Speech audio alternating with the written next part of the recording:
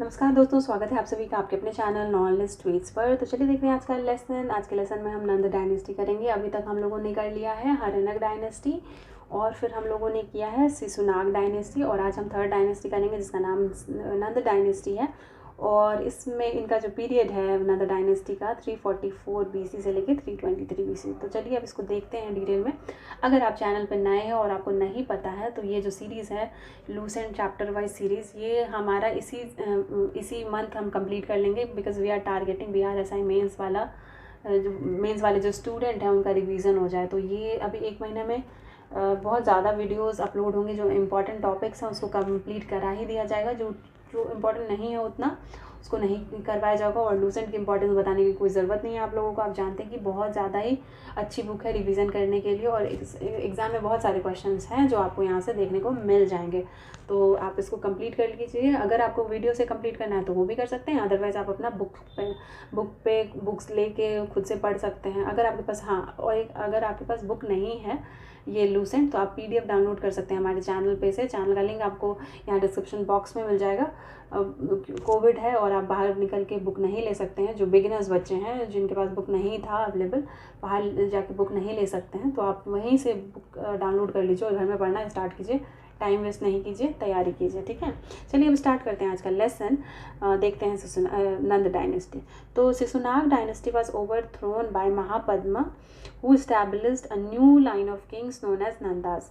तो ये जो महापद्म था उसने ही खात्मा कर दिया था शिशुनाग डायनेस्टी का और उसने बनाया था नया डायनेस्टी जिसको हम नंदा डायनेस्टी का कहते हैं। और महापद्म जो था उसको हम सर्वक्ष तंत्रक भी कहते हैं। सर्वक्ष तंत्रक कहते हैं जिसका मतलब है uprooter of all the Kshatriyas. And Ugrasen, Ugrasen भी इसको हम कहते हैं। क्यों कहते हैं? क्योंकि ओनर ऑफ ह्यूज आर्मी था। ये जो था ये ओनर ऑफ फ्यूज आर्मी था। तो महापद्मा ने क्या किया, इसने शिशुनाग डायनेस्टी का खात्मा कर दिया। फिर इसको हम सर्वक्ष तंत्रक बोलते हैं क्योंकि ये अपरूटर है। इसने क्षत्रियों को अपरूट किया था, ख़त्म कर दिया था। और उग्रसेन इसको हम इसलिए बोलते हैं क्योंकि इसके पास बहुत ही ह्यूज आर्मी थी। ठीक है, ऐसा लिखा हुआ है पाली टेक्स्ट में, तो ये इम्पॉर्टेंट है, आप ये याद रखिएगा। चलिए एक सेकेंड, आपको ये याद रखना है कि महापद्मा जो कि नंद डायनेस्टी के फाउंडर थे या किंग थे, उनका दो नाम था, सर्वक्ष तंत्रक और दूसरा उग्रसेन। ये क्वेश्चन आ जाता है कि किसको हम उग्रसेन बोलते हैं या फिर किसको हम सर्वक्ष तंत्रक बोलते हैं, तो वो महापद्मा हो जाएंगे। चलिए अब नेक्स्ट देख लेते हैं। द पुराणास कॉल्ड, जो पुराण है वो महापद्मा को एकरथ भी बोलता है, मतलब sole monarch. He seems to have overthrown all the dynasty which ruled at the time of Shishunaga. He is often described as first empire builder of Indian history. तो ये इनके बारे में ये कहा जाता है कि इनको पुराण में, जो पुराण है ना उसमें लिखा हुआ है कि महापद्म जो था ये सोल मोनार्क था जिसको एकरथ बोला जाता है। एक वर्ड है, एक अलग वर्ड है एकरथ, इसको याद रखिएगा। जैसे कि अभी हम लोगों ने देखा दो वर्ड सर्वक्ष तंत्रक और उग्रसेन है, वैसे ही एक और वर्ड है जो इनको डिस्क्राइब करता है एकरथ। ठीक है, इसका ये मतलब होता है कि ये सोल मोनार्क थे। और इन्होंने क्या किया था ना, बहुत सारे डायनेस्टी को ख़त्म करके या ओवरथ्रो करके इन्होंने अपना रूल इस्टेब्लिश किया था, इसीलिए इनको बोला जाता है फर्स्ट एम्पायर बिल्डर। ये पहले एम्पायर बिल्डर थे इंडियन हिस्ट्री के। ये भी इम्पोर्टेंट है, ये आप याद रखिएगा। Who is known as first empire builder of Indian history. तो महापद्मनंद was recognized और या फिर described as first empire builder of Indian history. Next point, Mahapadma was succeeded by his 8 sons. Dhananand was the last one. ठीक है, तो महापद्म के बारे में, महापद्म के सक्सेसर 8 बेटे थे उनके। वो सक्सीड करते गए और लास्ट किंग जो था वो था धनानंद। ठीक है, और last king Dhanananda is possibly identical with the Agrammes और जैंड्रेम्स ऑफ ग्रीक टेस्ट। तो ग्रीक टेस्ट में दो नाम मेंशन है, एग्रामीज और जैंड्रेम्स। तो इसके बारे में ये है लिखा हुआ कि लोगों को लगता है कि ये ग्रीक टेस्ट में जो एग्रामीज या जैंड्रेम्स है ये किसका नाम है, ये धनानंद का ही नाम है। ठीक है। Next, it was during the rule of Dhanananda that invasion of Alexander took place in north west India in 326 BC।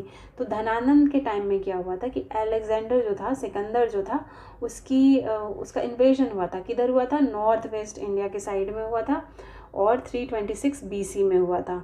तो आपको ये भी याद रखना है, ये इंपॉर्टेंट हो जाता है यहाँ पे कि कौन सा ऐसा किंग था जिसके टाइम में अलेक्जेंडर ने इंडिया पे अटैक किया था, नॉर्थ वेस्ट पार्ट पे अटैक किया था। तो आपको मार्क करना है आंसर धनानंद। चलिए नेक्स्ट देख लेते हैं। According to the Greek writer Curtius, Dhananand commanded a huge army of 20,000 cavalry, 2 lakh infantry, 2,000 chariots, 3,000 elephants। तो धनानंद जो था, इसके पास बहुत ह्यूज आर्मी थी। इसके पास 20,000 कैवलरी, 2 लाख इन्फेंट्री, 2,000 रथ, chariots, 3,000 elephants थे। It was might of Dhananand that terrorized Alexander and stopped him to march to Gangetic Valley। तो जो धनानंद का इतना ह्यूज आर्मी था या फिर इतना पोटेंशियल था जो जिसके वजह से अलेक्जेंडर भी डर गया था और वो नहीं मार्च किया कभी इधर गैंगेटिक वैली में। The Nanda dynasty came to an end about 322 to 21 BC and was supplanted by another dynasty known as Mauryas with the help of Chandragupta Maurya as the founder। तो यहाँ पे ये है कि जो नंदा डायनेस्टी था, इसकी जो एंड हुई, मतलब इसका जो खात्मा हुआ वो हुआ था दूसरे किंग चंद्रगुप्त मौर्य के द्वारा। और ये इन्होंने क्या किया था, नंद डायनेस्टी अब ख़त्म ही हो गया, नंद डायनेस्टी ख़त्म हो गया तो इन्होंने अपना डायनेस्टी इस्टेब्लिश कर दिया था, उसका नाम था मौर्य डायनेस्टी। ठीक है, तो नेक्स्ट में हम देखेंगे मौर्य डायनेस्टी नहीं देखेंगे, हम ये पहले कर लेंगे। आज का चैप्टर नंदा डायनेस्टी यहीं पे ख़त्म हो जाता है। फिर नेक्स्ट हम कर लेंगे ये फॉरेन इन्वेजन्स पढ़ लेंगे। फॉरेन इन्वेजन है, फिर इफेक्ट ऑफ ईरानियन इन्वेजन है, मैसेडोनियन इन्वेजन है और फिर इसका इफेक्ट है। हाँ, उसके बाद रिलीजियस मूवमेंट्स आ जाएगा, बुद्धिज़्म और जैनिज़्म। ओके, तो वहीं पे चंद्रगुप्त मौर्य के बाद में फिर आएगा, पहले बुद्धिज़्म जैनिज़्म हो जाएगा उसके बाद। तो फिर हम अगले चैप्टर में हम फॉरेन इन्वेजन्स देख लेंगे। ठीक है, जल्दी कंप्लीट करते हैं इसको। जब मेरे से लेसन कंप्लीट होगा I will be uploading this immediately, I will be uploading. तो आप लोग का क्या काम है, आप लोग अगर इंटरेस्टेड है इस तरीके से रिवीजन करने के लिए तो आप लोग अपना बेल बटन को हिट कर लीजिएगा ताकि जब भी लेसन आए आपको पता चल जाए। ठीक है, तो आज के लिए बस इतना ही। वीडियो को यहीं ख़त्म करते हैं। अगर आपको पसंद आता है तो लाइक शेयर सब्सक्राइब करके रखिए। Thanks for watching.